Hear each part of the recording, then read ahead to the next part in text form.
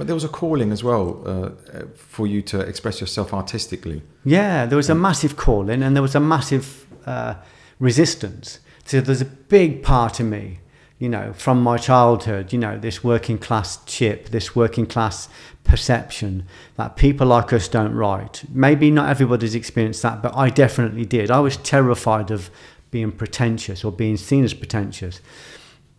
So every time I went to write a book, every time I wanted to write something, I would be assailed by thoughts, beliefs, perceptions, about my ability to do that. I felt like I was a piece of shit. I felt like I was shit under somebody's shoe. That's how I felt. So I'd have this aspiration to write, and then suddenly I'd be assailed by these voices that said, not you, not today, it's not possible. Don't, get over yourself. Who do you think you are? And those voices were really powerful. And I thought they were my thoughts. I thought they were my voices. They weren't. They were foreign voices. They were voices that had been inherited, voices that I'd been taught. I remember a teacher at school saying to me, I think I was walking on the grass, and he said to me, "Get on the playground like the scum you are, Thompson." It sticks. And I'm not feeling sorry for myself. I'm just saying once that's in, it's difficult to get out. So every time you want to write a book, you got that middle class teacher saying you're a piece of scum. Well, it's that Pink Floyd song, Another Brick in the Wall. If you come out of that wall, then... But that's great stuff. All that's good, because it's going, okay, this is my goal. I want to write a book. Well, how do I get to that place? Well, I have to get beyond all of those old perceptions. Those old perceptions are semi-autonomous thought forms. They're parasites. Beliefs, perceptions, cognitions, concepts, precepts. They're living, and it's a living energy form. Perceptions can become perversions, which they do. Cognitions can become conflicts. Ideas can become ideologies. You see someone that takes an idea, and millions of people get killed because an idea has become an ideology. People kill other people, or they kill themselves because of a perception or because of a belief. I've seen people kill themselves rather than leave a class, a structure, because their belief in that class is so strong.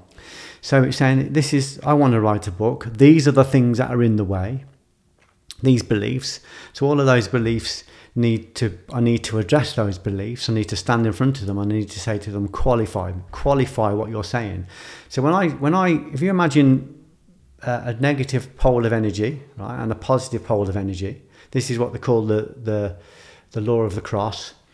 So there's a part that's saying, I really want to do this. And there's a part that's saying, you can't do it. It's not possible.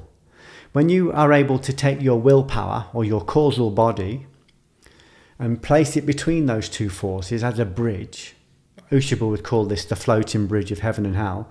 When you can connect those two energies with this bridge of will force and do the work anyway and plough through the fears and turn up, you can create light. So those forces are no longer dark, and there's no longer light. It's just one force, a third force created by the two together. It's like a light bulb. Negative terminal, positive terminal, and the filament between the two that creates light.